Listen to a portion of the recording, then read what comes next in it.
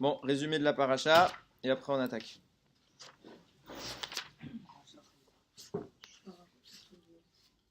Parachat Chaye Sarah. Alors, on est tout de suite après la Kedat Yitzhak, et vous savez tous que à la nouvelle du décès d'Yitzhak, Sarah est décédée.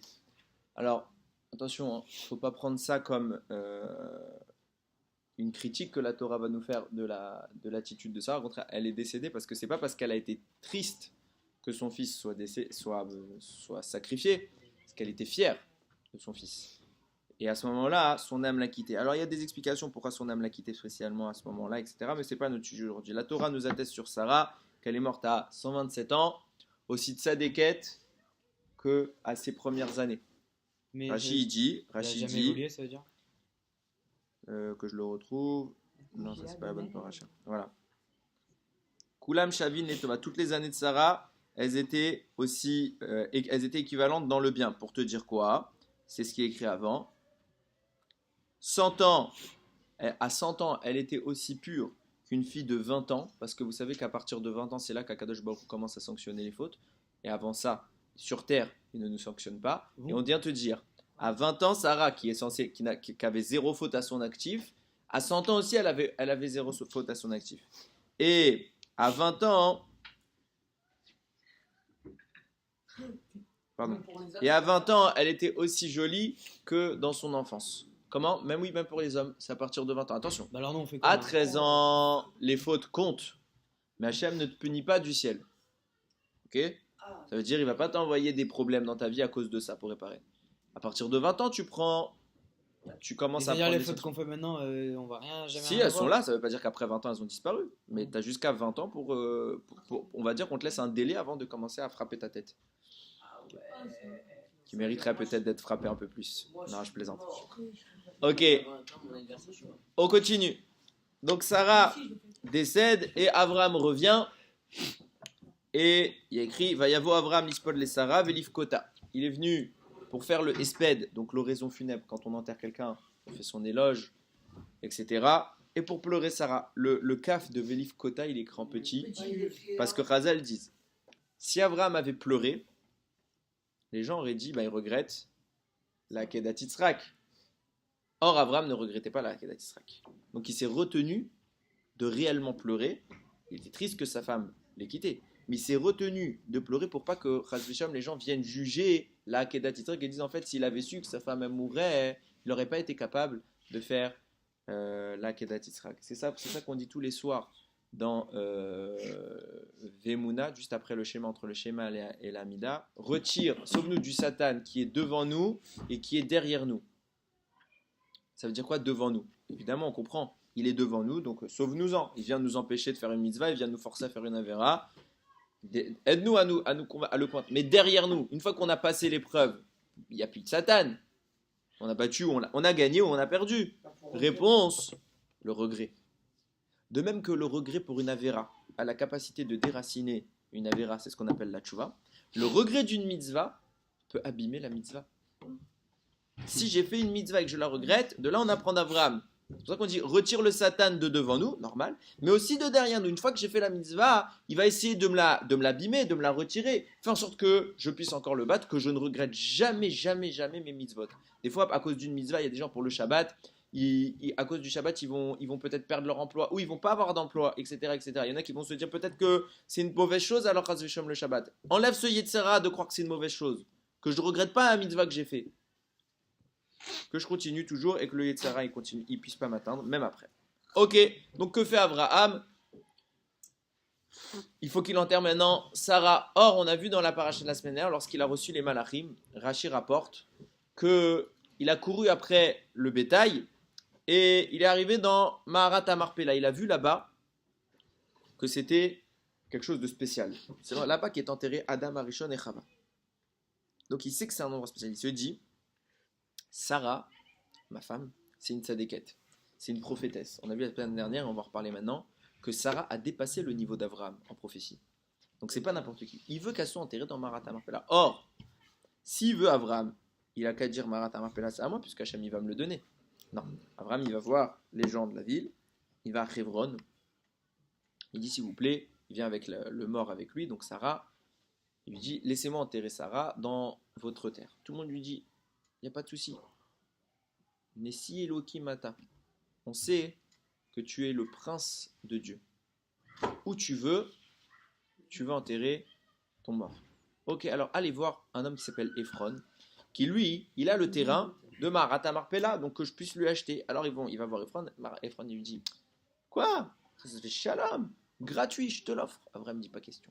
Je veux pas que plus tard on me dise, en fait c'est un cadeau qu'il m'a donné, mais c'est pas vraiment à lui, etc. Je veux pas qu'on puisse remettre en cause que ce terrain-là m'appartienne. Qu'on remette tout en cause, mais ce terrain-là, je veux pas qu'on me le remette en cause. Il dit, je suis prêt à payer. Il dit, je te l'offre. Il dit, pas question, je paye. Et là, Ephron, il va faire le pourri. Genre, il est prêt à lui offrir, donc il est prêt à lui céder pour 0. Il va dire, bon, puisque tu vas absolument payer, on va te faire payer 400 pièces. 400 pièces de la plus grosse monnaie. Ça équivaut à c'est des pesants d'or. C'est très très très cher ce qu'il a demandé. C'est pas une petite somme. Donc il a commencé, il a fait le beau. Normalement, s'il était vraiment sincère, il voulait pas qu'Abraham paye. Il aurait dû dire, bon, donne-moi 10 balles. On est quitte. Ça fait combien? Je sais pas combien ça fait en euros, mais ça fait très très très cher. Et donc Ephron, il a demandé une somme astronomique. Abraham, il paye. Et il enterre Sarah. Le temps passe.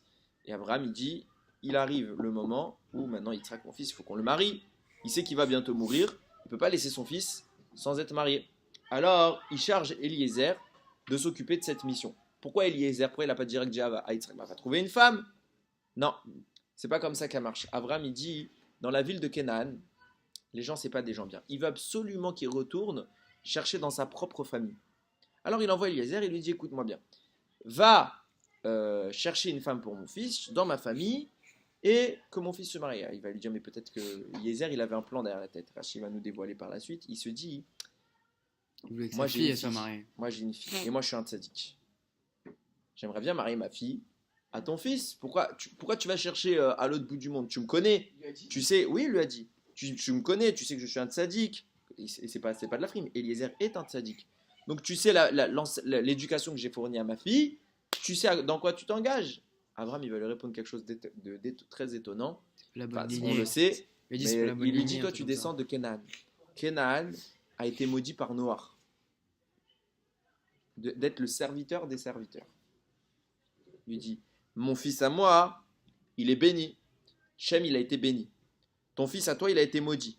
Le béni ne peut pas s'associer avec le maudit. Donc ta fille, je refuse. C'est dur d'entendre ça de la bouche d'Abraham. Il y a toute une explication extraordinaire que Pinchas Friedman donne sur le sujet. C'est passionnant. J'avais écrit dessus, c'est ceux qui veulent le lire. Il l'a écrit lui-même en français. C'est passionnant, mais ce n'est pas le sujet d'aujourd'hui. Eliezer accepte. Il va chercher une femme. Chazal disent, Hachem l'a, entre guillemets, pas téléporté, mais il y a Kfitsat derrière. Ça veut dire que la terre s'est rétrécie pour Eliezer. Le jour même il est parti, le jour même il est arrivé. Normalement, il y a des jours de voyage. En un jour, il est arrivé. Hachem, il a rétréci le chemin pour qu'Eliezer fasse vite. Le soir, il arrive. Il se dit, attends, maintenant, j'arrive dans la ville.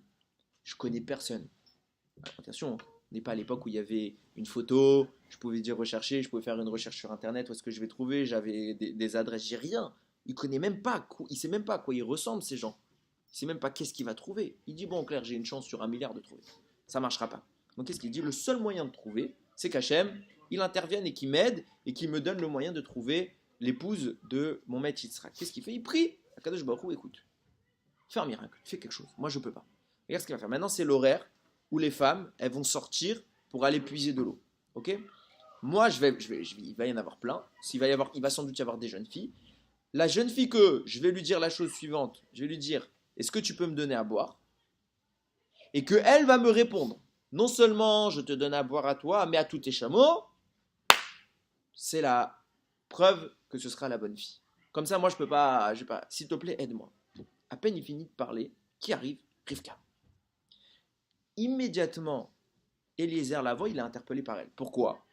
La Torah nous dit qu'elle est belle, mais c'est pas pour ça. C'est pas du tout pour ça qu'il la remarque. L'eau monte quand Rivka s'approche. Normalement, quand tu puises, tu prends ton seau, tu fais descendre, puis après, une fois que le seau il est rempli d'eau, tu remontes et c'est fatigant. Elle arrive, l'eau elle vole, elle fait comme ça, et elle s'en va. Déjà, il se dit, celle-là, elle est spéciale. Mais c'est pas, est-ce que c'est elle? C'est pas parce qu'elle est spéciale que c'est celle qu'Hachem a choisie pour Yitzhak. Alors il va là-bas. Il dit, s'il te plaît, donne-moi à boire. Il dit bois. Tout de suite, elle enlève le seau et elle lui donne à boire. Et qu'est-ce qu'elle fait? Elle donne à boire à tout le troupeau. Eliezer, il est là. Il dit, c'est pas possible. Il a fini de parler à Hachem. Hachem, il a exaucé cette fille-là. Il est fou de joie. Il lui explique, il lui raconte l'histoire. Il dit voilà, il sort des présents qu'il lui a offerts. Il lui donne. Et il lui dit voilà, je suis le serviteur d'Abraham. Et nanana. Il lui raconte toute l'histoire. Elle court à la maison. Et elle raconte l'histoire à ses parents. Son papa s'appelle Bethuel. Et elle a un frère qui s'appelle Lavan. Elle raconte toute l'histoire. Et surtout, au début, elle a raconté l'histoire à sa mère. Lavan, il entend ça. Il a entendu qu'elle lui a donné des bijoux, etc. Il dit Lavan, c'est le prototype de base du juif radin. Il n'était pas juif, mais il avait pris le défaut. Il dit s'il y a de l'argent à prendre, je suis là. Il court chercher Eliezer qui était resté devant le puits. Et il le prend dans ses bras. Pourquoi? Oui. Et là, il n'y a plus rien. Bon, écoute, maintenant, t'as plus rien. Bon, viens à la maison quand même. Il l'amène à la maison.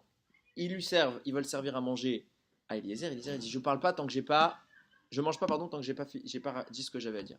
On t'écoute. Et il raconte toute l'histoire. Voilà, j'ai juré à mon maître Abraham que j'irai chercher une femme, etc. Nanana. Et il s'avère que Dieu a écouté ma fille-là. Et voilà, c'est votre fille. Et eux, ils disent, même si c'est des Réchaïm, ils vont dire, qu'est-ce que tu veux qu'on dise? C'est Hachem qui a choisi, on peut rien faire. Si c'est Hachem qui a choisi, prends Rivka. Très bien, il mange, il célèbre ça, etc. Tout le monde est content. Le lendemain, il célèbre Eliezer. Il leur dit, ça y est. C'est qui pour Rivka? C'est son frère. Son frère. Voilà. Et il se dit, ça y est, je dois partir, je dois prendre votre fille. Ils disent, non, oh. Normalement, on fait pas comme ça, on fait pas du jour au lendemain. On laisse toujours à la fille le moyen de. Normalement, on laisse. C'est sur ça qu'on s'est appuyé dans la Gemara pour faire tout un sujet. Bon, c'est pas le cas maintenant.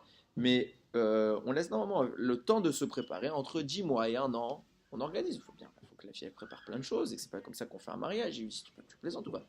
Il dit, non, Hachem, il m'a fait réussir ma mission, je veux pas perdre une minute. Ne me faites pas perdre une minute. Laissez-moi tout de suite retourner pour faire le mariage. Ils disent, bon, venez, on va demander à Rivka. Rivka a dit, je pars, sans problème. Tu veux rester avec? Allez, je pars. Elle savait, elle a compris que ce qui se passait là, c'est d'ordre divin. Elle a compris le truc, elle a dit, je perds pas un instant. Il y a de la grandeur à déceler derrière ça, je perds pas un instant. Elle va avec Eliezer. Ils vont à Chameau, et ils arrivent en Eretz Israël, ils reviennent là là où habite Abraham, et Yitzhak sort du champ. Les amis me disent, il sort du Gan Eden. Pour plein de raisons. Il y en a qui disent qu'il a dû être soigné par Akadosh Baruch Hu pendant qu'il était au Gan Eden, parce qu'il a quand même été blessé pendant la Kedat Yitzhak, etc., Il y en a qui disent en fait il était sorti dans le champ faire cette fille-là, etc., Il y a plusieurs explications. En tout cas, Yitzhak sort. Elle le voit de loin, elle ressent un élan de Gdusha violent, mais elle ne connaît pas cet homme. Elle tombe du chameau. Elle se relève, elle dit qui c'est? Elle lui dit c'est lui, ton futur mari. Tout de suite, elle se cache la tête par pudeur.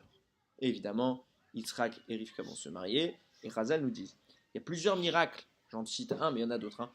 Il y a plusieurs miracles qui étaient effectués toutes les semaines dans la tente de Sarah Imenu. Par exemple, les Nerot Shabbat, elles ne s'éteignaient pas. Nerot Shabbat, d'une semaine à l'autre, 7 jours consécutifs, elles brûlaient. C'est pas qu'elle mettait une tonne d'huile, elle mettait de l'huile et ça brûlait toute la semaine. Même miracle que à Hanouka, c'était pas un problème pour Akadosh Baruch Hu. Elle mettait l'huile jusqu'à la fin de la semaine, etc. Ça a disparu quand Sarah, elle est Nifteret. Maintenant que Rivka entre dans la tente, les miracles reviennent. Ce qui est venu attester que Rivka était vraiment la digne personne qui va succéder à la digne personne qui doit succéder à Sarah Imenu. Fin de la paracha. Abraham, juste t'écoute dans 2 secondes. Abraham,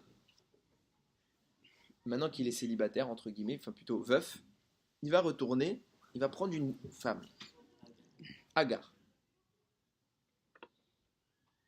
En fait, il y a écrit dans la Torah, il n'y a pas écrit Agar, il y a écrit Ketura. Et Rahamim nous ont dit que c'était Agar. Il y en a qui pensent que c'est pas Agar, il y en a qui pensent que c'est une troisième, mais beaucoup de commentaires écrivent que c'était bien Agar. Il va avoir d'autres enfants avec elle. Et c'est sur ça que nous, on va s'arrêter maintenant. Il va avoir d'autres enfants avec elle. Et il va un peu les congédier. Il va les envoyer loin de Yitzhak. Pourquoi? Regardez comment. Et c'est intéressant de voir. Que je retrouve le pasouk. Voilà. Qu'est-ce qu'il a fait? Abraham, avant, il savait qu'il allait mourir. Alors il a dit, Vaïten Abraham et kol asher lo li'Yitzhak. Tout ce qu'il avait, il a confié à Yitzhak. Tous ses biens, il les a confiés à Yitzhak. Velivne à Pilakshim. Mais aux enfants des concubines, alors je vais expliquer tout de suite c'est quoi une concubine, au sens de la Torah. Asher le Abraham qui était avec Abraham, Nathan Abraham Matanot. Abraham, il leur a donné des cadeaux. Déjà, comment tu peux donner un cadeau que tu n'as pas? On vient de dire qu'il a tout donné à Yitzhak, il n'a plus rien. Il n'a pas le droit. Hein? Il n'a pas le droit. Pourquoi? Parce qu'il a dit un fils avec Agar, c'est lui son aîné, donc c'est lui qui détient. Très bien, mais ça ne veut pas dire qu'il n'a rien donné, peut-être qu'à Ishmael aussi, c'est pas la question. Ah, mais c'est à lui qui donne le dos. Alors attends, avant d'aller plus loin, on vient de dire qu'il a tout donné à Yitzhak. Donc, il ne reste plus rien. Il va leur donner des cadeaux. Donc déjà, on comprend que c'est pas quelque chose c'est pas quelque chose qui a une valeur matérielle. C'est forcément autre chose. Vaisha lechem et al Yitzhak beno, beodenu chai. Il les a renvoyés de chez Yitzhak pendant qu'il était encore vivant. Kedma el Eretz Kedem, dans la terre de Kedem, c'est à l'Orient. Rashi fait 2 commentaires. Alors déjà, c'est intéressant parce que Rashi, il fait un commentaire, donc quand nous on lit, on croit qu'il a faux. Parce qu'il dit que le mot pilakshim, la concubine, c'est donc Agar, il n'est pas écrit complètement alors qu'en fait il est écrit complètement. Alors 2 manières de comprendre, soit Rashi fait exprès de dire ça, et il veut nous apprendre quelque chose d'important, ou soit Rashi il n'avait pas exactement le même texte que nous. Il explique. Il y a le mot pilakshim, il est écrit sans yud. Il est manquant pour te dire quoi? Parce qu'en fait pilakshim c'est un pluriel, les concubines c'est un pluriel. En fait il n'avait qu'une concubine, c'est Agar. Donc c'est pour ça qu'on a enlevé le yud. Pour dire il manque quelque chose, c'est pas un vrai pluriel, c'est simplement Agar. Et il t'explique c'est quoi une concubine, c'est quoi la différence entre une épouse et une concubine. Il dit c'est très simple, les deux sont mariés. Il y a eu les kiddushim, c'est pas une union interdite, c'est permis. Seulement, la femme, elle a une ktuba, la concubine, elle n'a pas une ktuba. On lui a pas écrit une ktuba. C'est la seule différence. Déjà, avant d'aller plus loin, ce commentaire de Rashi, on ne comprend pas. Si tu me dis que Hachem, il a écrit la Torah, il a fait exprès d'enlever un yud dans Pilakshim, pourquoi? Pilakshim, pardon. Pourquoi? Parce qu'en fait, c'est pas plusieurs femmes qu'il a eu, plusieurs concubines, c'est une seule. Je comprends pas. Pourquoi tu veux me le mettre au pluriel? Mais Pilegesh, la concubine. Il n'y a pas besoin ni du yud ni du même. Là, Rashi te dit, il y a quand même écrit le même, mais il n'y a pas le yud. Pourquoi? Parce que c'est pas un pluriel, en vrai, ça devrait être un singulier. Je mais le singulier. Oui ou non? Deuxième question. Pourquoi ici Rashi vient se prendre la peine de nous expliquer c'est quoi la différence entre une concubine et une épouse normale? C'est pas la première fois dans la Torah que vous voyez le mot concubine. C'est pas la première fois. Rashi n'a rien dit. Du moins pas que je sache. Et là, il vient et te dit attention, il y a une différence. Agar n'est pas l'épouse de Abraham, c'est sa concubine. Premier point. Deuxième point. Rashi qui suit. Il leur a donné des cadeaux aux enfants qu'il a eu avec elle. C'est quoi comme cadeau? Rachamim nous ont dit Shem Touma Masar Lahem. Il leur a donné le nom de l'impureté. Traduction littérale, je vais vraiment dans le sens littéral. Il leur a donné des noms, des incantations, de la sorcellerie, la vodazara, les noms d'impureté. À qui? À ces enfants-là. Puisqu'il ne peut rien leur donner d'ordre matériel. Il a tout donné à Yitzhak. Il n'a plus rien, il a plus de possession. Bon, c'est encore à lui, mais il a tout légué à Yitzhak. Donc il lui reste plus rien. Mais il a encore eu des enfants avec Agar après. Il a eu des enfants. Maintenant, ces enfants-là, il veut leur donner quelque chose. Il les éloigne de Yitzhak. Déjà, c'est intéressant. Il leur dit dégagez. Et après, il dit je vais quand même vous faire un petit cadeau, puisque j'ai tout donné à Yitzhak. Je vais vous donner quoi? L'impureté, les noms de l'impureté. Ça, c'est Abraham. Je comprends absolument pas la démarche d'Abraham. Déjà, première question. Pourquoi il veut absolument pas être l'époux de Agar? Fais-lui un mariage normal. Pourquoi tu lui donnes pas de Touba? T'en fais une concubine. Fais-en ton épouse. Deuxième point. C'est quoi cette attitude de l'homme on l'a vu ensemble, qui a consacré toute sa vie à ramener les gens vers la Torah, à ramener les gens vers Hachem, à faire connaître Hachem dans le monde, et à ses propres enfants, il leur donne quoi? Les noms de l'impureté. Il donne leur les noms de la Gdusha. Je sais pas, je les connais pas au Hachem. Mais il leur donne leur les noms de la Gdusha. Non? C'est cohérent. Donne-leur la Gdusha. Et non, Abraham, il fait pas ça. Alors, on va essayer de comprendre ensemble. C'est écrit dans la Gemara, c'est Rabbi Akiva qui dit ça. Un homme et une femme qui le mérite font résider la Shekhinah parmi eux. Ça veut dire quoi? L'homme se dit en hébreu Ish. Dans le mot Ish, Hachem il a mis une lettre, le Yud. Yud c'est un des noms, c'est la première lettre du nom d'Hachem, Yudke Vavke. La femme en hébreu se dit Isha. Dans le mot Isha, il y a le He. Donc c'est la deuxième lettre du nom Yudke Vavke. Nous dit Rabbi Akiva, si un homme et une femme méritent, alors le nom d'Hachem réside parmi eux. Yud Ke. Vient le Gaon de Vilna te dire, quelle est la différence? Pourquoi Rachid s'est fatigué ici à t'expliquer la différence entre une concubine et une épouse? Et pourquoi la Torah a voulu mettre Pilakshim alors qu'elle aurait dû mettre juste Pilegesh? Un singulier un pluriel au lieu d'un singulier. C'est absurde pour te dire. Le nom d'Hachem, c'est pas que, enfin, c'est aussi, mais ce n'est pas que Yudke, c'est aussi Vavke. On est d'accord? Donc il manque, ce qui veut dire que dans le nom, dans l'homme et la femme qui s'unissent et qui méritent, il n'y a que la moitié du nom. Vient te dire le Gaon de Vilna, la Ktuba s'écrit en hébreu Kaf, Tav, Vav, Bet, He, est en réalité le complément du nom d'Akadosh Baruch Hu. Pourquoi? Parce que Ktuva, ça peut s'écrire Katav, Vav, He.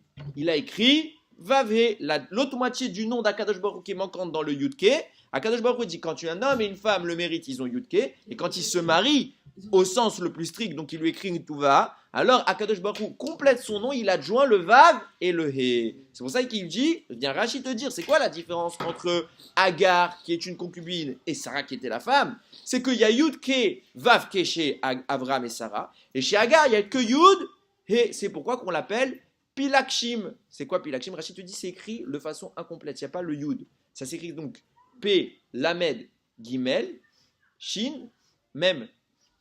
Ce qui peut se lire Peleg Shem, la moitié du Shem. Shem, c'est quoi Shem? C'est le nom.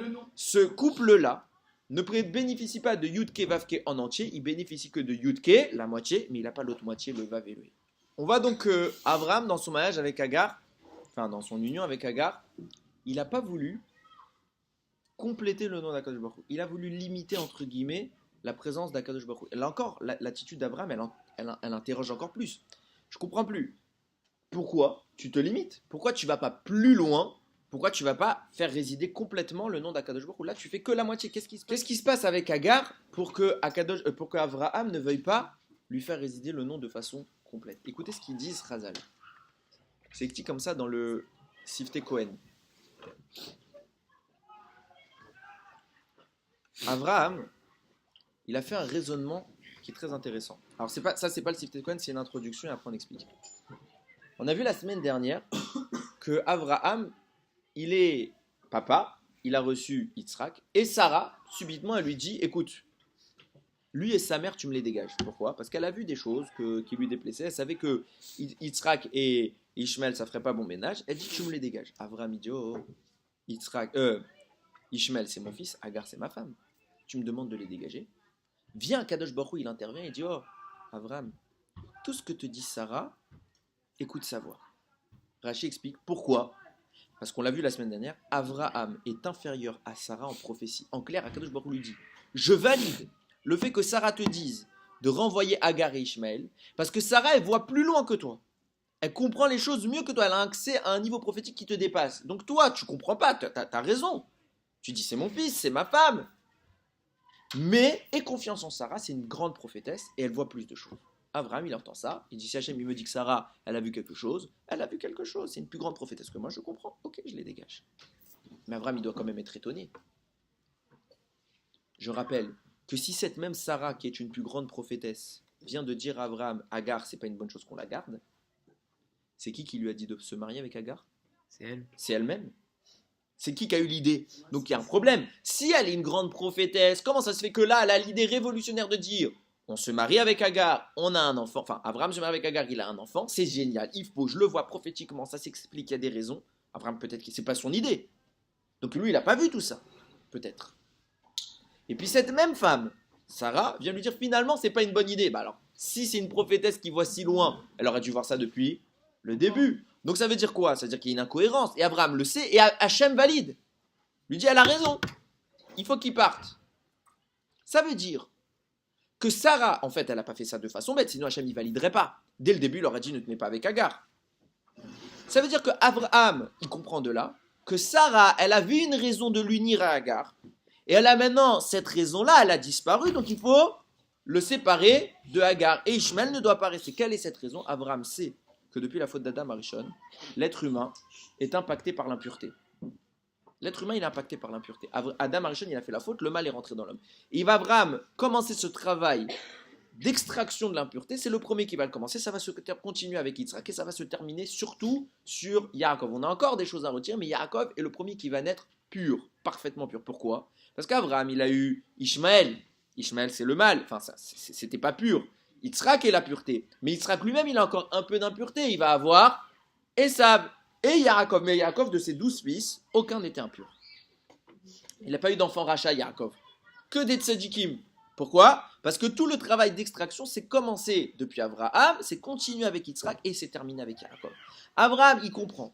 En réalité, qu'est-ce que Sarah elle avait compris avant lui des années en avant? C'est que pourquoi ils n'avaient pas d'enfant, lui et Sarah? C'est qu'il y a quelque chose qui empêchait la venue d'Yitzhak. C'est que la charge, la dose d'impureté qui était encore inhérente à Abraham, elle était trop grande pour la transmettre à Yitzhak. Yitzhak, il doit en refroid, il va en avoir. Mais moi, Abraham doit d'abord en retirer une grosse partie. Comment? Vient Sarah lui dire, tu vas prendre Agar. Agar à Mitzrit. Agar, l'égyptienne. Mais pourquoi tu rappelles qu'elle est Mitzrit? Pourquoi tu nous précises sans cesse qu'elle est égyptienne? Pour te dire, même elle a fait tchouva, ça reste que c'est une égyptienne. D'accord? Ce qui signifie que l'impureté de l'Égypte va attirer l'impureté de Abraham. Abraham va s'unir avec Agar, va sortir de là Ishmaël, et avec lui une forte dose d'impureté va être exfiltrée, et Abraham va enfin pouvoir donner naissance à Yitzhak. Tant que Yitzhak n'est pas là, Ishmaël n'est pas en danger. Pourquoi? Parce qu'il n'est pas problématique. Par contre, à la seconde où Sarah dit, maintenant qu'Yitzhak est là, donc Yitzhak c'est une dose très forte de pureté, il a encore de l'impureté, mais c'est une dose très forte de pureté, que tu as fait en sorte justement de séparer de Ishmaël qui était l'impureté. Abraham, il avait les deux ensemble, et qu'est-ce qu'elle a suggéré? Sarah, on va les séparer. Donc si on a voulu les séparer, c'est pas pour les réunir ensuite. Ce qui signifie que quand Yitzhak est né, maintenant il y a déjà Ishmaël, Yitzhak il est là, si on laisse les deux à côté, on n'a rien gagné. Qu'est-ce qu'elle lui dit? Elle lui dit dégage-le. Pourquoi? Pour que Yitzhak, mon fils, lui hérite de la Kedusha. Abraham accepte. Et Abraham se dit Ribono shel olam, il sait par prophétie, et de toute façon il l'a vu dans la suite, puisqu'il a été vivant pendant que Yitzhak a eu des enfants. Il a eu Yitzhak, il a eu Yaakov et Esav. Abraham était encore vivant. Il sait que Esav, c'est un rachat. Il sait qu'Esav va tourner. Pourquoi? Parce qu'il a cette dose d'impureté qu'il va l'orienter vers le mal. Et il continue, Yitzhak continue ce travail d'exfiltration du mal. Abraham se dit, il y a un gros problème si Yitzhak retire tout le mal de lui-même. Pourquoi? Ça, c'est le Sifte Cohen qui le dit. Yitzhak, son attribut, c'est la rigueur. Abraham, son attribut, c'est la miséricorde. Si les forces du mal sont intégralement extraites par le biais de Yitzhak, donc par le biais de la rigueur, elles sont très dangereuses pour le Ham Israël. Pourquoi? Parce qu'elles vont avoir une capacité d'accusation dans le ciel qui est phénoménale. Yitzhak, c'est la rigueur la plus totale.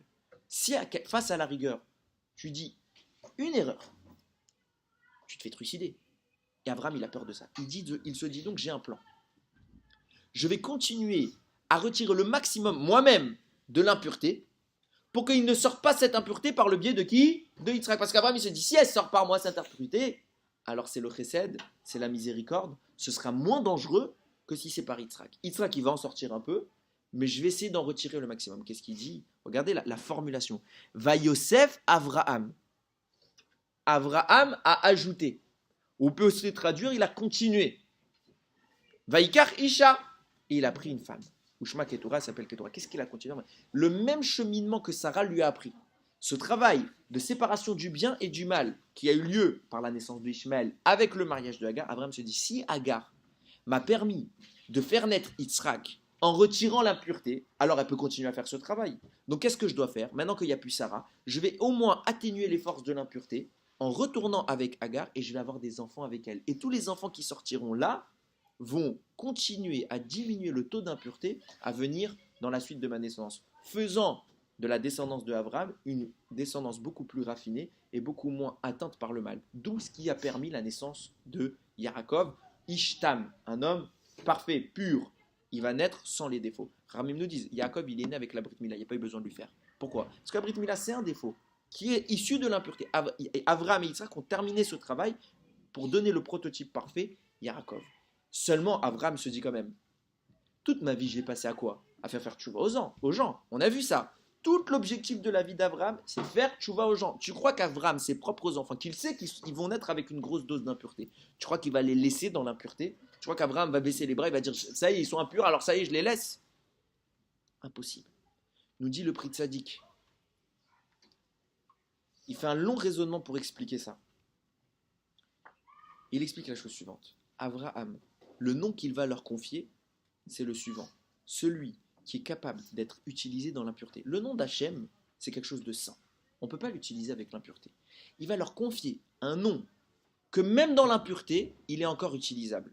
De sorte que quoi? Abraham va leur dire, je vous confère, même dans votre bas niveau, le moyen de rester toujours un peu connecté avec Akadosh Baruch. Il va se passer quoi? Si vous utilisez ce nom, si malgré que vous soyez impur, vous continuez à raviver la flamme, à vous rapprocher un petit peu d'Akadosh Baruch, alors vous aurez une étincelle de Gdusha. Et quand les Bnei Israël recevront Matan Torah, peut-être que vous aurez le mérite de vous convertir, ou au moins de les aider dans l'accomplissement de la Torah et de la volonté d'Akadosh Baruch. Abraham leur confie un nom, celui, pas de l'impureté. Le nom, c'est quoi le nom de l'impureté dont on parle ici? Le nom d'Hachem, utilisable même en étant impur.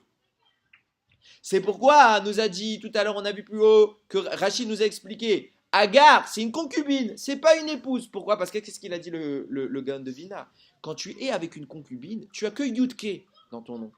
Mais tu n'as pas Yudke, parce que le nom intégral d'Akadosh Baruch Hu, Abraham ne voulait pas l'avoir avec Agar. Pourquoi? Parce qu'il sait que les enfants qui vont être issus de ça vont être impurs. Est-ce que le nom d'Hachem est compatible avec cet état-là? Est-ce que Akadosh Baruch Hu peut résider chez quelqu'un de parfaitement impur? Le Yudke Vavke? Impossible. Abraham il dit, ils ne seront pas compatibles avec Yudke Vavke. C'est pourquoi je ne me marie pas avec une Touba, j'en fais une simple concubine. De sorte de les priver de la pureté divine de façon trop violente, parce qu'ils ne supporteront pas cette pureté, mais je pourrais par la suite leur accorder un autre nom, un nom qu'ils pourront utiliser. Ce qui signifie qu'Abraham a prévu dans ces enfants-là le moyen de rester toujours connecté avec Akadosh Baruch Hu. S'il l'a fait, de toute façon c'est d'une cohérence évidente, s'il l'a fait avec toute la planète, c'est sûr qu'avec ses enfants, Abraham ne va pas baisser les bras et dire je vais les laisser se détourner d'Akadosh Baruch Hu. Et on a peut-être une preuve de ça. Regardez ce que dit la suite de la Torah dans ce même paragraphe, de ce même Pérec. Il écrit Vayamot Avraham, Vaïkva Vayamot Avraham. Avraham a péri, il est décédé. Beseva Tova, avec une bonne vieillesse. Rachid dit c'est quoi une bonne vieillesse? Dans le passouk d'après, il explique. Parce que Avraham, il avait un problème. Ishmaël, on a vu quoi? On a vu qu'il a fait Avodazara. On a vu que c'était un rachat. Avraham était malheureux. D'avoir laissé derrière lui son propre fils rachat, pas possible. La Torah te dit il a une bonne vieillesse. Pourquoi une bonne vieillesse? Parce qu'au-delà, on apprend que Avraham a vu de ses yeux Ishmaël faire tchouva. Et à la fin de sa vie, Ishmaël, il a fait tchouva. Donc Avraham, il a une bonne vieillesse. Il n'a pas laissé derrière lui des enfants. Rechaïm. Mais je ne comprends pas.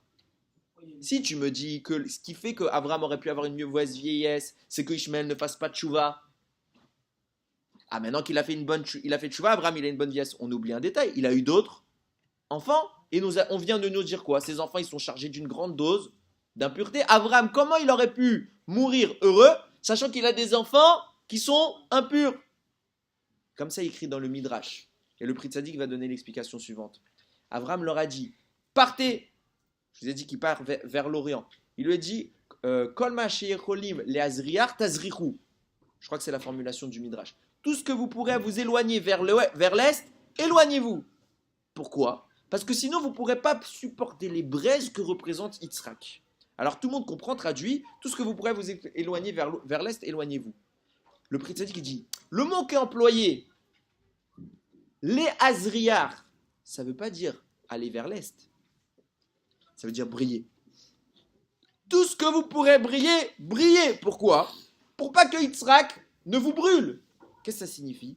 Ne perdez pas du champ de votre horizon l'existence d'Yitzhak. Yitzhak, lui, va être un gadol, il va brûler de mille feux. Mais il faut que vous soyez quoi? Quand même des gens qui brillent dans la vie. Il ne faut pas que vous soyez complètement éteints face à Yitzhak, parce que sinon Yitzhak ce sera la flamme et vous serez juste un combustible. Vous allez disparaître devant Yitzhak. Il leur dit Kol ma sheyecholim leazriach, tout ce que vous pourrez briller, brillez. Le peu que vous pouvez faire. Je sais que vous êtes très bas. Je vous donne quand même le nom d'Akadosh Baruch Hu. Faites quelque chose. Et là on dit la Torah t'atteste. Avraham il a une vieillesse heureuse. Comment tu peux me dire qu'il a une vieillesse heureuse si c'est sont restés totalement des Rechaïm? J'ai pas dit que c'était pas des Rechaïm. Mais Avraham il est rassuré dans sa vieillesse de se dire qu'il leur a confié le moyen de se maintenir un peu dans la Kedusha, un peu en connexion avec Akadosh Baruch Hu, et de leur offrir la possibilité un jour, soit par la conversion, ou soit en aidant les Bnei Israël, d'avoir un mérite qui va les greffer à la Torah et aux mitzvot. Ça, c'est le principe, le Finalement, ils sont prototype. devenus quoi? Ils ont fait des avérots. Mais peut-être qu'il y a des nitzotzot qui vont en sortir. Il y a des étincelles de Gdusha qui vont apparaître de ça. Il y a des convertis dans l'histoire. Nous dit Razal, il y a deux types de convertis. Il y a soit les convertis qui, c'est des juifs, à la base, ils ont tout perdu. Avec le temps, ils se sont assimilés. Et beaucoup plus tard, Hachem les renvoie. Ils font le choix. Il y a un autre type de convertis. Il y a ceux qui voulaient, au moment de Matan Torah, recevoir la Torah. Mais leur peuple, en général, n'a pas voulu. Mais dans le peuple, il y avait quelques-uns qui étaient d'accord. On a dit, il allait voir tel peuple, il allait voir tel, ils ont tous refusé. Mais de façon collective. Mais il y a peut-être un ou deux qui voulaient. Ces un ou deux, Akadosh Baruch Hu, il les a pas oubliés. Il les a ramenés plus tard, il les a convertis à la Torah. C'est peut-être que grâce à ça, Abraham leur dit, vous pourrez peut-être vous convertir, vous aurez cette étincelle de Gdusha qui, lorsque que toutes les nations du monde vont entendre Matan Torah, ils vont dire, non, ça ne nous parle pas, vous, ça vous parlera. Et vous pourrez vous connecter à cette Torah. Vous avez encore un petit espoir. Et Abraham, c'est ça qui l'a soulagé dans sa vieillesse. Il se dit, même si c'est, je sais, il les a perdus de vue, mais il leur a confié le moyen de venir vers Akadosh Baruch Hu. Et alors, il a eu une vieillesse heureuse. Et ça, c'est la définition du prototype même d'un papa ou d'une maman. Ne jamais baisser les bras. Vous avez aujourd'hui, je l'entends régulièrement, des gens qui disent, je sais plus quoi faire avec mon fils. Il est trop à l'ouest, il a tout lâché, il fait plus Shabbat, il fait plus Yom Tov, il mange plus il veut plus rien faire. Alors moi, je baisse les bras. Abraham, il savait à l'avance que ces enfants-là, ce serait le plus bas de gamme. Ce serait l'impureté la plus totale. Et ils sont nés dans cette configuration-là. Il n'a pas dit ça. Il a dit, ils sont impurs. Ils sont attirés vers le mal. C'est mes enfants. Si je l'ai fait pour le monde entier, je peux le faire pour mes enfants. Je leur donne au moins un moyen d'avoir un peu de Gdusha. Et qui sait, peut-être qu'avec le temps, ils feront tchouva. Et peut-être qu'avec le temps, ils auront un srout. Moi, j'ai un ami, une connaissance à moi. Il m'a raconté, je ne l'ai pas connu à cette époque-là, il m'a dit quand il était jeune, il est parti totalement en cacahuète. Mais son père, c'est un Talmid Racham. En Eretz Israël, c'est un vrai Talmid Racham, un tzaddik, un vrai tzaddik. Je dis, toi, je comprends pas, tu viens d'une famille ultra orthodoxe, qu'est-ce qui t'a pris? Il m'a dit, je sais pas, je suis parti en cacahuète. Et aujourd'hui, bon, Hachem, il est très religieux, ce type. Il a fait une tchouva parfaite. Je dis, mais attends, quelle était l'attitude de ton père à ce moment-là? Ton père, il devait devenir fou. C'est un rabat de communauté, tout le monde le connaît dans ta ville. Il est très connu. Et toi, tu es parti en cacahuète. Ton père, il devait être gêné. Il me dit, mon père n'a pas eu une fois une attitude plus méchante avec moi qu'avec mes autres frères et sœurs. Tu vois, il n'était pas déçu. Mon père m'a toujours souri. Il dit, à quoi? Il espérait pas que je fasse tchouva. Je le sais parce que ma mère me l'a dit. Il priait de toutes ses forces pour que je fasse tchouva. Mais il n'a jamais été plus dur avec moi. Il a tout fait pour me montrer l'amour dans la Torah. Il m'a jamais frappé, il m'a jamais été strict, me dire mais qu'est-ce que tu fais espèce de rachat, je veux plus de toi. Il a jamais baissé les bras. Chaque fois qu'il pouvait me glisser un mot de Torah subtil, il me le glissait. Il a jamais baissé les bras. Et c'est grâce à mon père que j'ai fait le choix, parce que mon père il a su comment me prendre. Il a jamais baissé les bras. On ne baisse pas les bras. Pour nous-mêmes et aussi pour nos enfants. Quand vos parents des fois ils sont stricts avec vous, ils disent non, je te veux pas que tu fasses ça. Non, je veux pas que tu traînes avec un tel. Celui-là, c'est un rachat, c'est mauvais pour toi. Mais papa, c'est mon meilleur copain et tout le monde traîne avec lui, etc. Non! Il sait ce qu'il fait. Pourquoi? Ça, c'est un papa qui baisse pas les bras. Et quitte à faire de la peine à son fils, quitte à ce que son fils il se rebelle contre, il baisse pas les bras. Parce qu'il aime son fils. Il veut qu'il y ait toujours cet élan de Gdusha, minimaliste, mais un peu. Pour qu'un jour, la flamme elle puisse s'enflammer beaucoup plus de façon beaucoup plus puissante. Mais ça signifie qu'on ne doit jamais baisser les bras. Il faut comprendre quand nos parents nous parlent. Ne jamais croire que nos parents nous veulent du mal. Alors parfois nos parents ne sont pas religieux. Mais quoi qu'il en soit, ils ne baissent pas les bras de faire de nous des gens bien. Alors il y a raison que chacun, même quand vous serez grand, puisse faire ce chemin-là. Ça veut dire déjà comprendre qu'il faut être un tzaddik, comme Abraham a fait à titre personnel. Il a essayé d'enlever le mal qu'il représentait. Et après à ses enfants, c'est ce qu'il a voulu faire. Il a su leur transmettre. Et pas que à Yitzhak. Il a transmis même ça à Ishmael. Il a transmis même ça aux enfants de Ketura. Il y a raison que cette lumière qu'Abraham a transmise dans le monde, elle jaillisse de plus en plus et que Bénéra Berenu, Mashiach vienne nous éclairer. Baruch Adonai l'Olam. Amen ve Amen.